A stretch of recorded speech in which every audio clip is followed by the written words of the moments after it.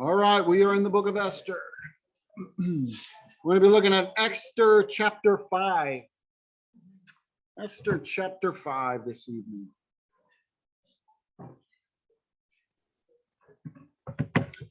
So Esther chapter 5, starting in verse 1, it says, on the third day, Esther put on her royal robes and stood in the inner court of the king's palace in front of the king's quarters, while the king was sitting on his royal throne inside the throne room opposite the entrance to the palace.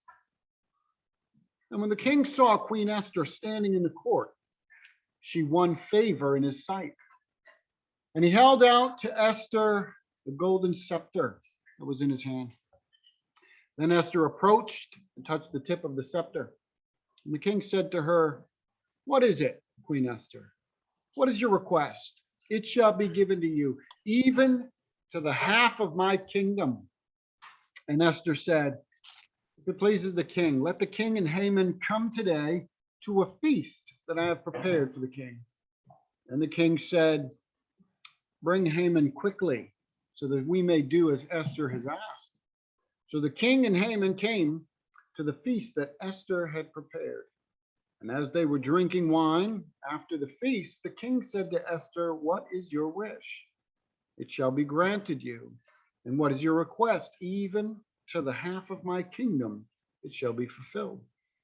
Then Esther answered, "My wish and my request is, if I have found favor in the sight of the king, and if it please the king to grant my wish and fulfill my request, let the king and Haman come to the feast that I will prepare for them, and tomorrow I will do as the king has said."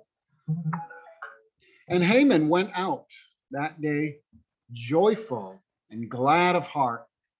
But when Haman saw Mordecai in the king's gate, that he neither rose nor trembled before him, he was filled with wrath against Mordecai. Nevertheless, Haman restrained himself and went home. And he sent and brought his friends, his wife, Zeresh. And Haman recounted to them the splendor of his riches, the number of his sons, all the promotions with which the king had honored him, and how he had advanced him above the officials and the servants of the king. Then Haman said, "Even Queen Esther, let no one but me come with the king to the feast she prepared. And tomorrow also I'm invited by her together with the king. Yet all this is worth nothing to me, so long as I see Mordecai the Jew sitting at the king's gate." And his wife Zeresh and all friends said to him, "Let a gallows 50 cubits high be made. And in the morning, tell the king to have Mordecai hanged upon it. Then go joyfully with the king to the feast." This idea pleased Haman, and he had the gallows made. All right. So what are some things that are most valued and sought after by people today? What are some of the things that people in this world seek, things they treasure and they will pursue? Notoriety. That's what everybody. All right, notoriety is a big one, right? The people, everybody knows my name, right?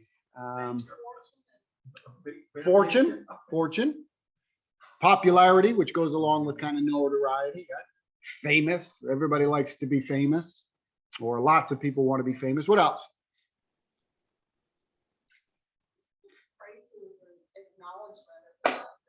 Absolutely. Praises, acknowledgments, celebrate me, right? They like that. We like the likes and the clicks, and we like the social followings and those kinds of things. Social media, big thing. People are hunting for, desiring and pushing for the likes. And the little clicks. What's that? Authority. People like to be in charge. Absolutely. Material things. People want a car. You see some people, they really take care of their cars, and they wax them and they wash them, and they spend a lot of time with them, and You know, I mean, there's nothing wrong with taking care of your stuff, but you can tell some people a little overboard with that kind of thing. But yeah, there's money, popularity, cars, power, likes, all of that kind of stuff. Absolutely. So I'm somebody. I'm somebody. That's a big thing, right? I want to be somebody in the eyes of everybody or lots of people. So why do you think people run after these things? Trying to fill a void. Okay. Trying to fill a void. That's true. Yeah. Because they don't have anything else. You may not have anything else. That's right. How about respect? They want to get respect. Maybe they feel mistreated. Maybe they feel like they don't get respect. So if I get money, people will respect me. If I get, you know, lots of followers on social media, people will respect me. Or yeah, respect could be a big thing. Of course, there's cravings and conditionings, right? I mean, we're conditioned as well. There's the world around us is swept up in these kinds of things. So it's easy for a person, maybe even us, it's easy to get kind of swept up into materialism or selfism or all of those kinds of things, wanting your 5 minutes of fame. Yeah, we can get swept up in those things. And of course, let's not forget that there is a chemical element to this as well. You know, we get dopamine rushes from different things. You go to the store and you buy a pair of shoes. See, yeah. Of course, the shoes break or they get scuffed, or next week they don't hold the same as they did this week. But it's a dopamine rush. It's a hit. It's the same thing with likes. It's the same thing with drugs and alcohol. It's the same things with sexual encounters. All of these things give a momentary chemical boost to us. Otherwise, we wouldn't do it. If there was no pleasure, we wouldn't do it. Even if there's consequences afterwards, there's conditioning. So there's a lot of elements that go on with that kind of thing. Here's the question: what brings you the most lasting satisfaction in life? What brings you personally the most lasting satisfaction in life? Helping others. That's a great one, right? Helping others is a pretty good one.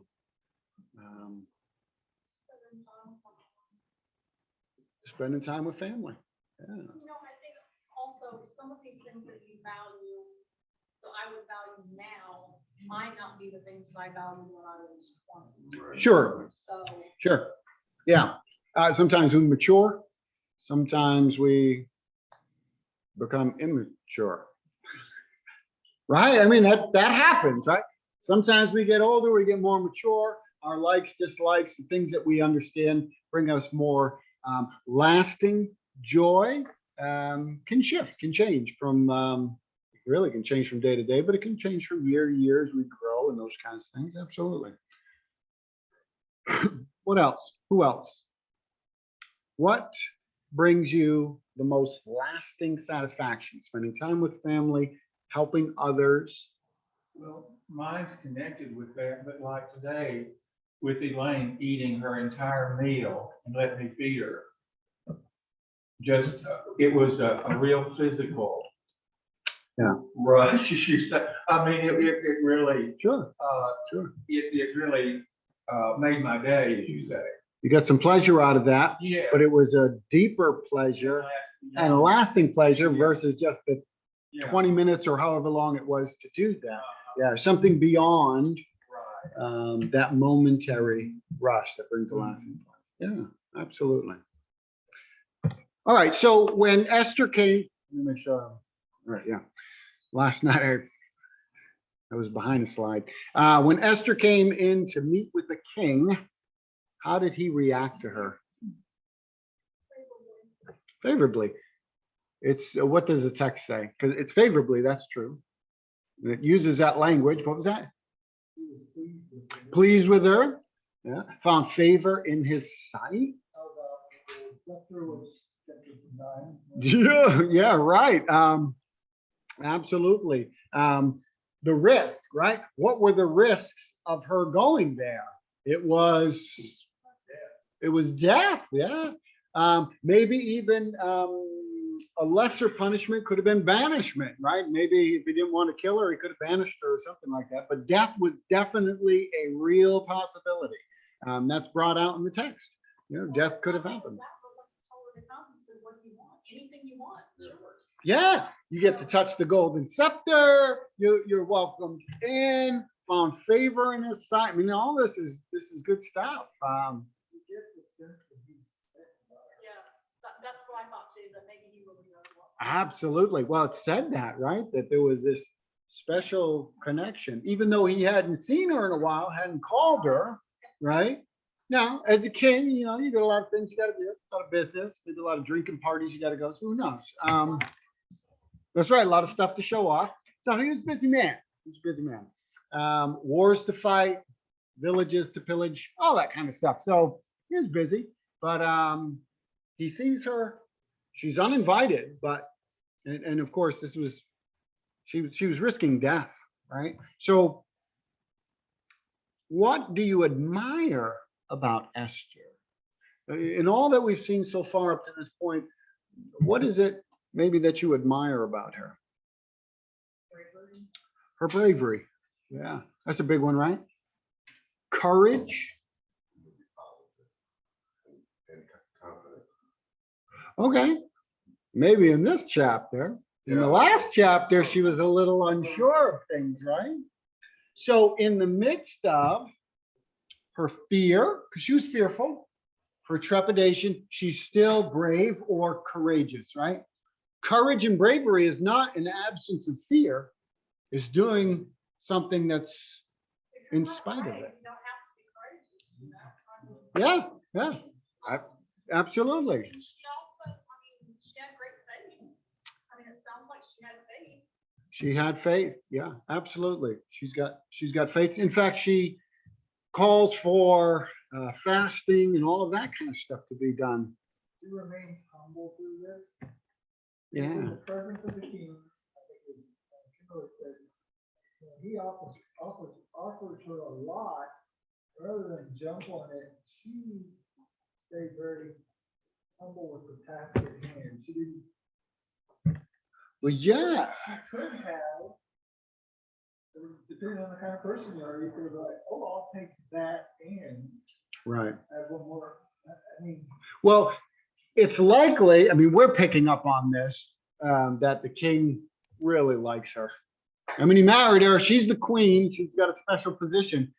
But clearly, from the text, there's something special about Esther. He's smitten. I like that word, he's smitten with her. She's humble. I like the idea that she's humble because a person, doesn't matter if it's male or female, but a person in a position where they know that the person in authority over them or in some kind of position of authority could manipulate that situation, couldn't they? They could try to use that to their own advantage.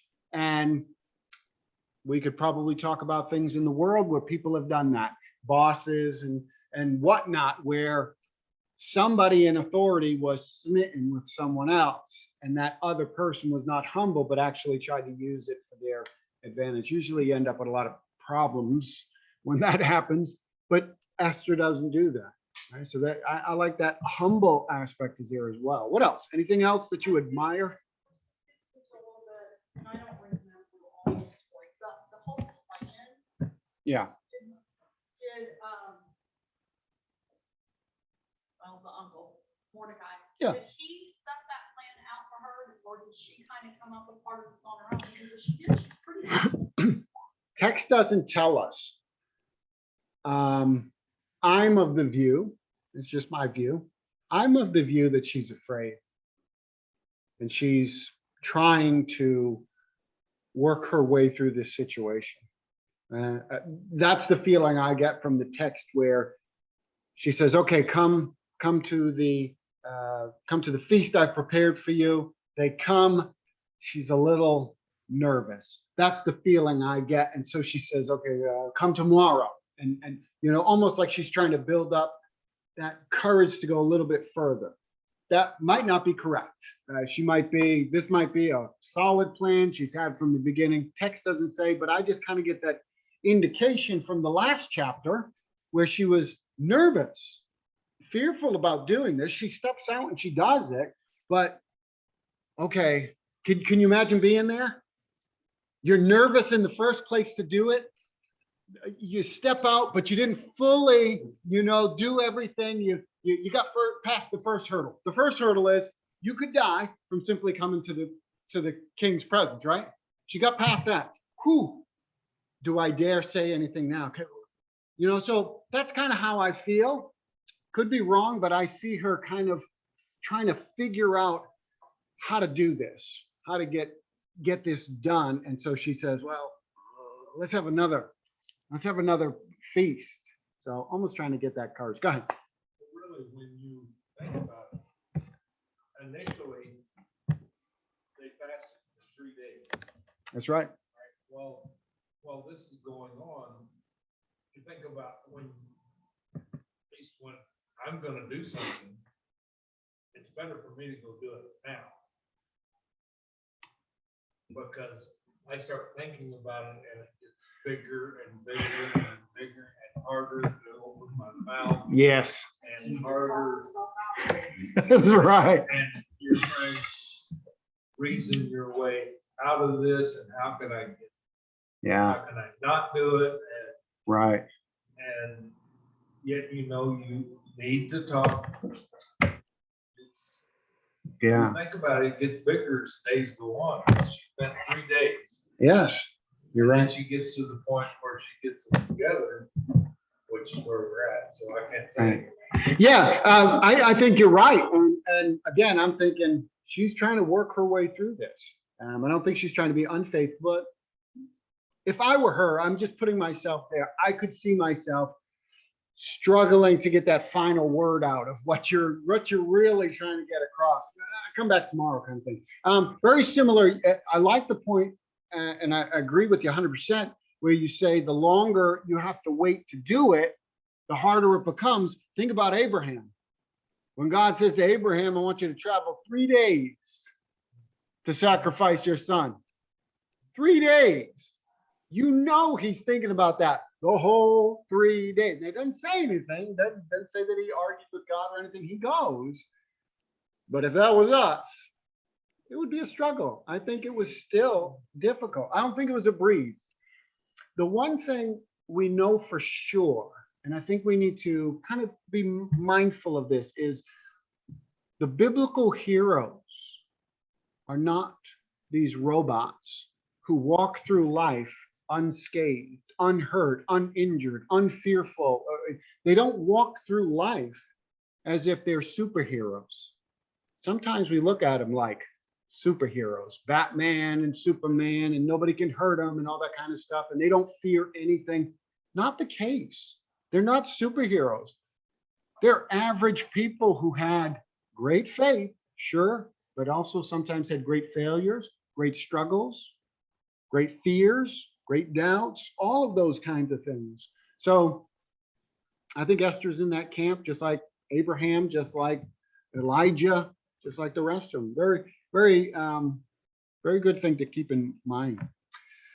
All right, so when the king told Esther to ask her question, what did he offer her? Verse 3. It's throughout, but what's he offer her? Half the kingdom. Up to half the kingdom. Yeah, up to half the kingdom. Is that literal? Do you think he literally means like, I'm gonna give you half my kingdom? What do you think? That's what he said. That's what he said. That's right. Don't go back on it. That's what you said, buddy. What do you think, Mike? I think he's really committed to Esther as his wife, 50-50. I mean, I think he really is not just smitten with her, but I think he really sees in her something real that she really, is a real thing, real genuine person somehow. Yeah. Well, I did a little bit of historical research on this, and the ancient historian Herodotus he tells us that King Ahasuerus, Xerxes, known as Xerxes in history, made two other open-end offers, but he later regretted it. So he offered two other times, two other people, kind of an open-ended, very big, ask what you want kind of thing, but he ends up regretting it because it kind of bites him in the end. So while this is not completely common, this thing of saying you can have whatever you want or up to half the kingdom, it wasn't unheard of, right? It was something that did happen on occasion. In fact, there's some what's called Neo-Assyrian writings that talk about an Assyrian king who offered up to half of his kingdom for anybody who could cure his son's illness. So that we have in history as well. That's outside of the Bible. But we also have Herod in Mark chapter 6 and verse 23, who offers half of his kingdom to Herodias's daughter when she pleased him with the dance. Remember that? He said, I'll give you whatever you want, up to half the kingdom. So that phraseology, anyways, it's not common. They didn't always say it, but it's not so obscure that nobody ever said that before. So I'm unsure at this point whether this is a bit of hyperbole. Clearly I want to grant you whatever, but I don't know because nobody ever takes the half kingdom. Do you know what I'm saying? Like when Herod says you can have up to half the kingdom, then say, well, wait a minute, we wanted John the Baptist killed, but we'll take half. Nobody ever says, yeah, we'll take half the kingdom. So I'm unsure if this is just a saying that means I'll grant your wish, whatever you want kind of thing, or if this is literal. I don't know, but I put it out there that it's not uncommon for this phraseology to be used in the ancient world. People did it, but I know of no occurrence where anybody tried to take them up on the half kingdom kind of thing. So it could just be hyperbole, but regardless, he's serious about it. It may be, not sure, but it could be like saying, I guarantee you, or I promise. You ever say that? What do you want? I promise I'll give it to you. Whatever you want, I'll give it to you. It's kind of, it may be that kind of thing. But he's definitely serious. Go ahead. Could it be such a thing that if he gave more than half, that he give him control of the kingdom? Well, that's true. I don't know. So he's saying up to half the kingdom because I'm going to keep control of the kingdom. Yeah, I won't give you more than it could be that that's a literal statement. Like you can have up to half, but I'm still going to be in charge of the kingdom. Or it could be just a kind of a phrase that they use to say, I promise I'll give you whatever you ask for, but I'm not going to give you my king. I'm not sure, but it is utilized. So he's not going to give the whole kingdom. He doesn't say I'll give you everything. So he's not going to give her everything. All right. So, but what does Esther ask for in verse 4? What is it that she wants in this instance? Party, get together. Wants to have a party. Wants to have a feast. Somebody wants to throw you a party in your honor. How does that make you feel? What if it's a special party? It's going to be catered. You're the only one that can go. It's going to be, super spectacular gala, but you can bring one friend. How's your friend feel?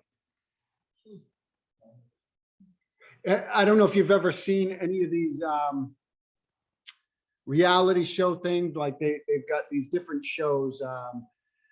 I used to watch I don't know what it is, Kitchen Nightmare, not Kitchen Nightmares. I don't know. There was this cooking competition, and some of the prizes for winning that day's competition was like you get to go to Las Vegas or Disney World or something like that. And then there was always, and you can pick one of these contestants to go with you as a friend, as a guest. And everybody was like, yeah, I want to go. And, and then the one person who got to go was always like, whoa, this is amazing. Right? This is a kind of a big deal. So how does Haman react when he's invited to this?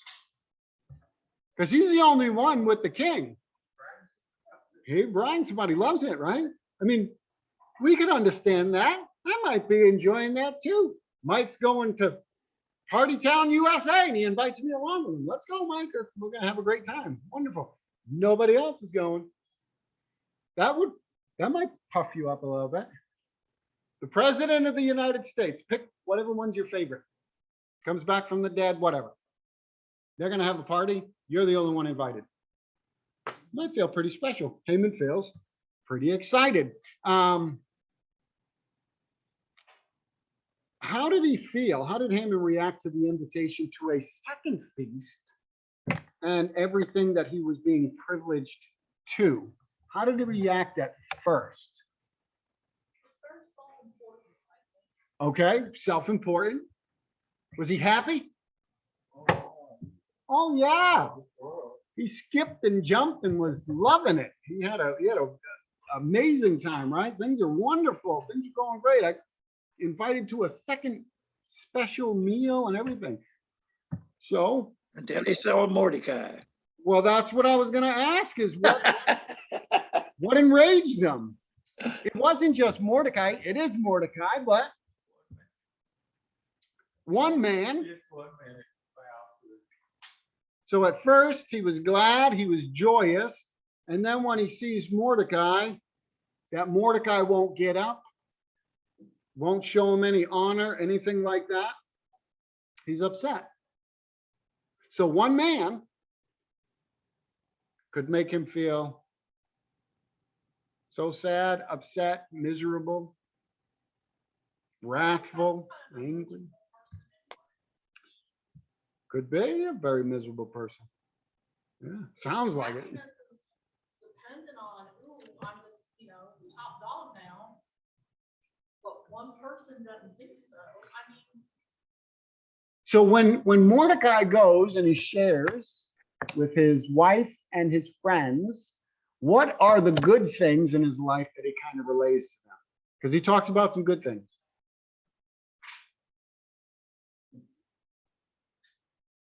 You said Mordecai. You didn't mean Mordecai.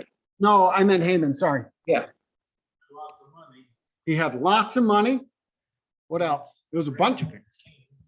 He gets to have lunch and feast with the king. He got a promotion. He's got sons. Yeah. He's got all kinds of things. And he is all of that, right? You could look at that. He's got popularity. He's got prestige. He's got money. He's got kids. Kids was a big deal back then, especially boys. Sons were a big deal. He's got everything. Think about it. He's got everything that this world says you need to have a good life. Does he feel like he has a good life? He doesn't, because he says all this is worthless. It's meaningless. It means nothing to me because of that one man. That one man. So all those things are out the window. So what advice did Haman's wife and his friends give him in verse 14? Hang him. Build. Not just hang him. What's he going to do? He's going to have a construction project. Hang him. Hang him high. How big is 50 cubits? 75 feet. There you go. Is that high? What are they telling him to do with this Mordecai? Not just kill him. Get him up where everybody can see what he's got. Make him an example.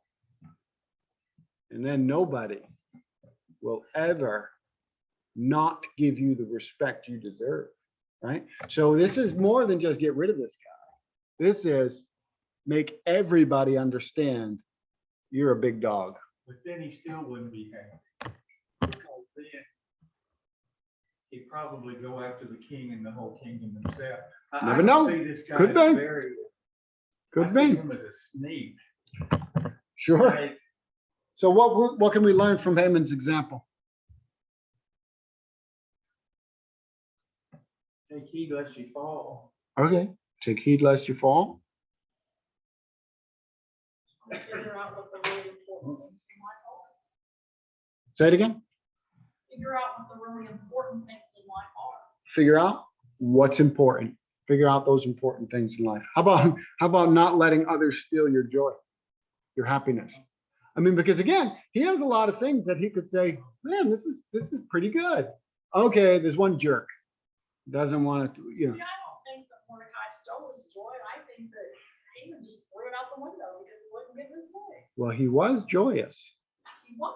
See, so it But did steal his he joy. willingly just let it fly by because. I guess what I mean is he allowed someone else's behavior to rob him of his feeling of happiness. Because that's exactly what he did. You can say he threw it away, but it was seeing Mordecai. And we talk about that kind of thing today. Somebody robbing us of our joy, of our happiness, or, people are gloomy. They come around you, they make you gloomy. Like, now I'm upset or whatever. We're allowing people to steal our happiness and the like. Ethan. Thank you. So I think don't let others steal your joy. Don't seek revenge. Is that good advice? I think we can learn that from him. And like he was seeking revenge. I think maybe not. How about hatred leads to suffering? It was his hatred of Mordecai leads to his suffering. He can't enjoy anything. He can't find happiness in anything. So his hatred for Mordecai leads to his suffering. And then, of course, we're going to see what eventually happens. We don't get there in this chapter, but we will see what happens later on. So how can Christians guard against the sin of pride? Because a big part of Haman's issue is pride. How can we guard against pride? This is not the homework question. You can answer this one. We got one more, it'll be the homework. Humble yourself. That's a great one. And they say, well, we hear that all the time. Well, we need to hear that all the time because often we struggle, maybe with humility. So yeah, being humble is definitely an important thing to that'll guard us. We need to keep our focus. Focus. Need to keep our focus on our Savior. Yeah. Did you say on our Savior? Yes. Yes, that's right. That's right. Keep our focus. I like that hymn that says, count your blessings in them one by one. I think we could do that, right? Which could help us counteract. We count our blessings, we keep our focus on God, but we recognize God has blessed us in a lot of ways. I don't have to allow that person, I don't have to allow pride in my life, but I don't have to allow that person to rob me of my feeling that, God has blessed me. There's too many things. God's blessed me in too many ways. So counting our blessings could be a way to do that. See how God has been good to us throughout our lives. How about remembering that these momentary feelings of happiness that stuff can give us is only momentary? That might be a good thing to remember. It's hard to remember, but that might be a good thing to remember. Popularity eventually goes away. I was listening to a guy talk today. He was talking about progressive Christianity. And he talked about these big name people, liberal things. He said they have this big spike in popularity, but it's only there as a blip and then they're gone. Maybe you remember Rob Bell, maybe not. Rob Bell had a blip of super popularity. Now, people don't usually talk about him. He's kind of fallen. There's a bunch of other people like that as well. They had these blips. So even popularity, fame, all that kind of stuff. So eternal joy and happiness are found in our relationship with Christ. I think that's a way to help us too, to guard against pride and all of those kinds of things. Anybody else? How can we guard against the sin of pride? All right. Here's a homework question. How can you place your focus on serving God